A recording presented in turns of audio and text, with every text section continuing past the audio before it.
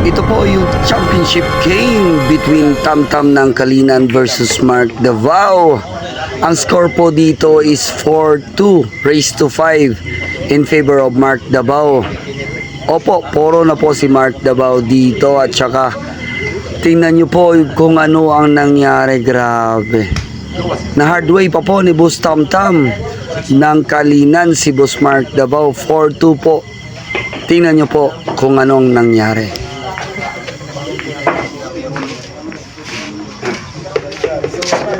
Score po 4-4 ba?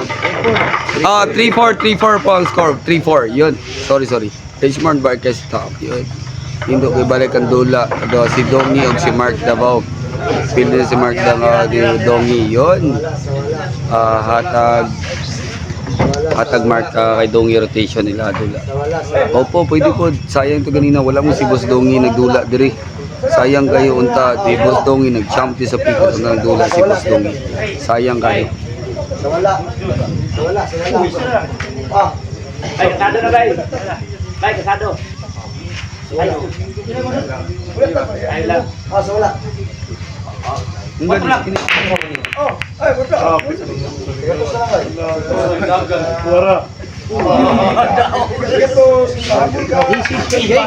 Decision game na po, decision game.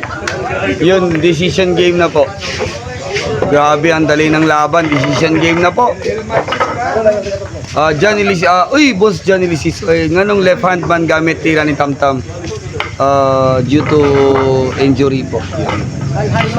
Na-injured po yung right hand niya sa laser type na tattoo. Yun. Pero andun pa rin yung dunong, andun pa rin. Within 1 year, kaya na yan ni Boss Tamtam na bumalik ng Class A. Boss Tamtam pa. Kaya yung Boss Tamtam. Grabe yung partida ni Boss Tamtam. 6-8-10. Yun.